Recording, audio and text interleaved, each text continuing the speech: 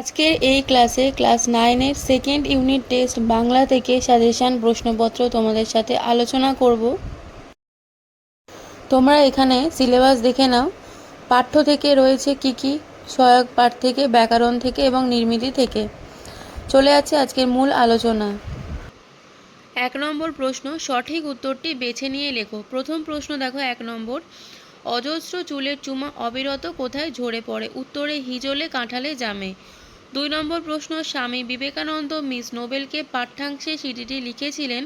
উত্তর 29শে জুলাই। 3 নম্বর, শঙ্কর দর্শনের আলোচনা ভাষা হওয়া উচিত? উত্তর সংস্কৃত শব্দবহুল বাংলা। 4 নম্বর, কার দুরন্ত পিপাসা ফুরোয় না? উত্তর একগুঁয়ে ছেলেটির। 5 নম্বর, একজোড়া নূতন কুঞ্জদার শান্তিপুরের কাপড় হাতে করিয়া আনিয়েছিল, এখানে কুঞ্জদার বলতে বোঝানো হয়েছে? উত্তর শান্তিপুরের কলকা করা অথবা নকশাদার শাড়ি।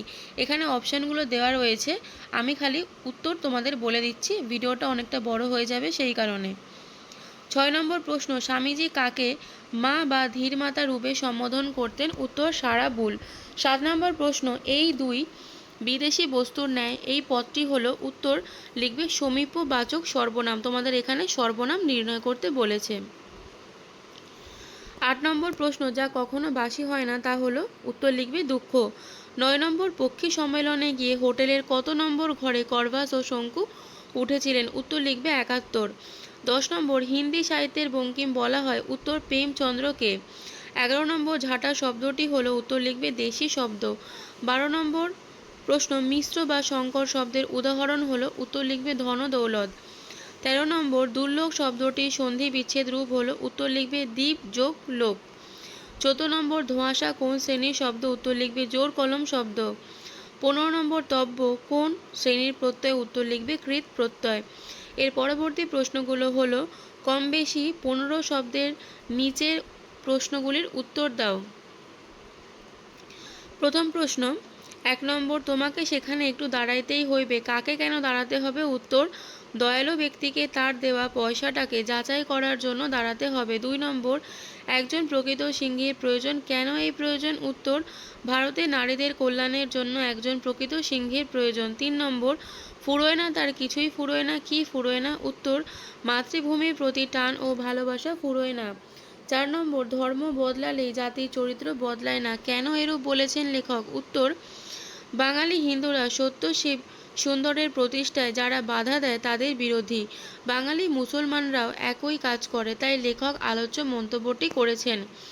5 নম্বর, স্কুল কলেজ থেকে আমরা সংস্কৃত চর্চা উঠিয়ে দিতে চাই না কেন? উত্তর কারণ বাংলায় এখনও সংস্কৃত শব্দের প্রয়োজন আছে।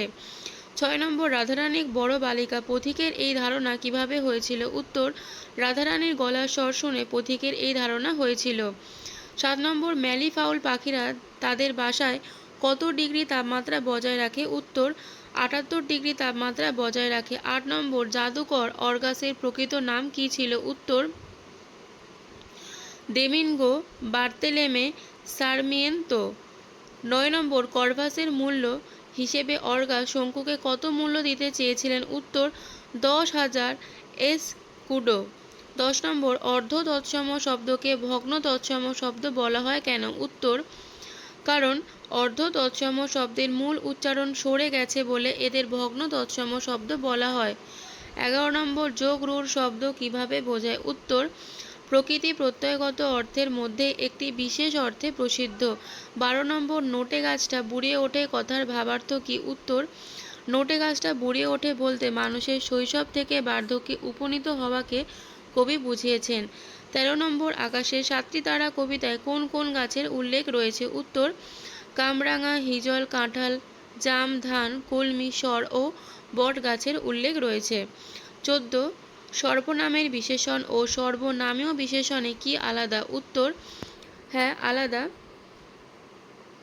15 সাপেক্ষ সর্বনাম কাকে বলে? উত্তর যে সর্বনাম পদগুলি একটির সাপেক্ষে আর একটি ব্যবহৃত হয়েছে, অর্থাৎ বাক্যের মধ্যে একটিকে ব্যবহার করলে অপরটিকেও ব্যবহার করতে হয়, তাদের সাপেক্ষ সর্বনাম বলে। যেমন যে সে, অর্থাৎ যে সয় সে রয়।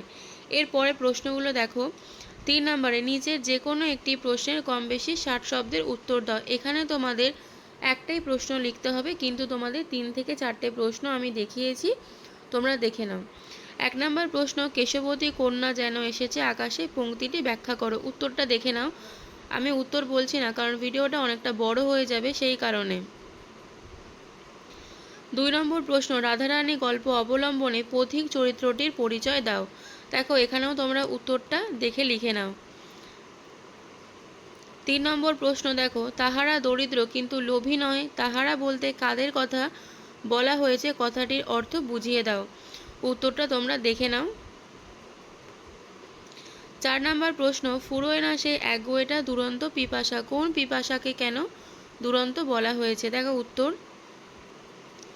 তোমরা ডেসক্রিপশন বক্সে লিংক দেওয়া থাকবে এই ভিডিও সম্পূর্ণ পিডিএফের, তোমরা সেখান থেকে পুরো পিডিএফটা নিয়ে ডাউনলোড করে নিতে পারো। 4 নম্বর দেখো, নিচের যে কোনো একটি প্রশ্নের কম বেশি 60 শব্দের উত্তর দাও। প্রথম প্রশ্ন দেখো, সুতরাং আর আহার চলে না, কাদের প্রসঙ্গে এই উক্তি? তাদের আহার বন্ধের উপক্রম হলো কেন? উত্তর দেখে নাও। 2 নম্বর প্রশ্ন, কেশবতী কন্যা যেন এসেছে আকাশে, কেশবতী কন্যা বলতে কাকে বোঝানো হয়েছে, তাকে কেশবতী বলার কারণ কি? ঠিক আছে, উত্তর দেখে নাও। 3 নম্বর প্রশ্ন, নতুন আমদানিও বন্ধ করা যাবে না, এখানে কি আমদানির কথা বলা হয়েছে, তা বন্ধ করা যাবে না কেন? উত্তর দেখে নাও। এর পরবর্তী প্রশ্ন দেখো 4 নম্বরে, কিন্তু বিঘ্ন আছে বহু, কে কাকে কথা বলেছেন, তিনি কোন কোন বিঘ্নের কথা উল্লেখ করেছেন? দেখো উত্তর। পরবর্তী প্রশ্নগুলো হলো 5 নম্বরে, ঠিক আছে। নিচের যে কোনো একটাই প্রশ্নের কম বেশি 150 শব্দের মধ্যে উত্তর দিতে হবে।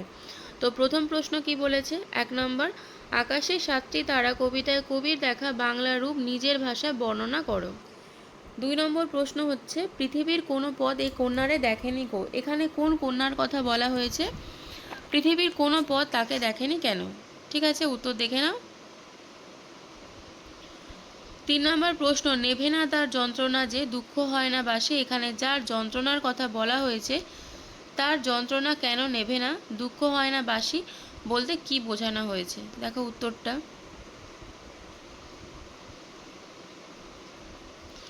4 নম্বর হচ্ছে, ফুরোয় না সে একগুঁয়েটা দুরন্ত পিপাসা, একগুঁয়েটা দুরন্ত পিপাসা বলতে কি বোঝানো হয়েছে, পিপাসা ফুরোয় না বলতে কবি কি বুঝিয়েছেন? ঠিক আছে, দেখে না উত্তর।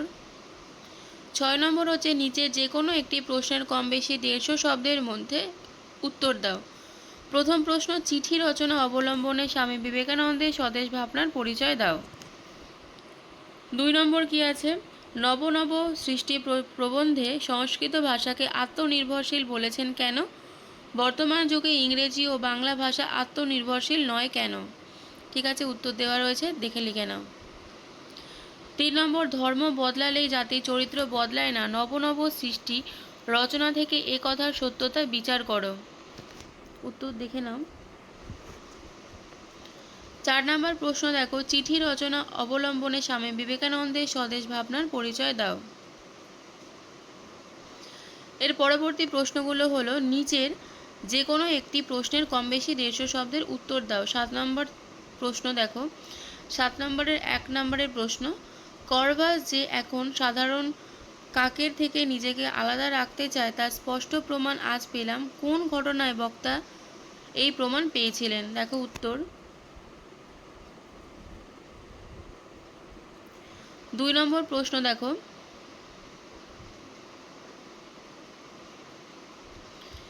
ম্যারিফাউল ও গ্রিপ নামের পাখি সম্পর্কে আমরা করভাস গল্পে কি কি তথ্য পাই? উত্তর দেখে নাও। 3 নম্বর প্রশ্ন, ম্যারিফাউল পাখি কোন দেশে দেখা যায়, এর বিশেষত্ব কি? উত্তর দেখো।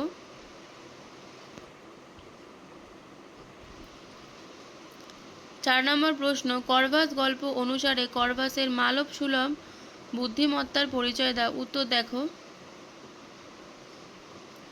তোমরা বাংলা ছাড়াও আর কোন কোন সাবজেক্টে সাজেশান দেখতে চাও আমাকে কমেন্টের মাধ্যমে জানিও, আর এই ভিডিওটাকে কোথা থেকে দেখছো সেটাও আমাকে কমেন্টের মাধ্যমে জানিও। একদম শেষের প্রশ্ন দেখো 8 নম্বরে, নির্দেশ অনুযায়ী যে কোনো একটি প্রশ্নের উত্তর দাও। দেখো ভাবার্থ লেখো। ঠিক আছে, এখানে আমি দুটো ভাবার্থ দেখাবো, তো সবগুলো ইম্পর্টেন্ট, তোমরা দুটোই দেখে রাখবে। প্রথমটা রয়েছে কি, বহুদিন ধরে বহু ক্রোশ দূরে বহু ব্যয় করি বহু দেশ ঘুরে, দেখিতে গিয়াছি পর্বতমালা দেখিতে গিয়াছি সিন্ধু, দেখা হয় নাই চক্ষু মেলিয়া ঘর হতে শুধু 2 পা ফেলিয়া, একটি ধানের শীষের ওপর একটি শিশির বিন্দু। দেখো উত্তর।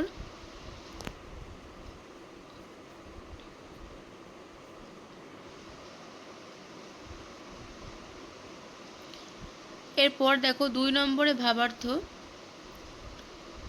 দেখো প্রথমটা কি আছে, দেখো আসক্তির মতো নিষ্ঠুর কিছুই নাই, যে নিজেকেই জানে সে কাউকেই দয়া করে না, সে কারোর জন্য কিছুমাত্র পথ ছাড়তে চায় না। এই আসক্তি ইচ্ছে জীবনের ধর্ম সমস্তকেই সে নেবে বলে সকলের সঙ্গে সে লড়াই করছে। ত্যাগ বড় সুন্দর বড় কমল, সে দ্বার খুলে দেয় সঞ্চয়কে, এখানে সঞ্চয়কে হবে, ঠিক আছে, একটু টাইপিং মিস্টেক আছে। সে কেবল এক জায়গায় স্তূপাকার রূপে উদ্ধত হয়ে উঠতে দেয় না, সে ছড়িয়ে দেয় বিলিয়ে দেয়।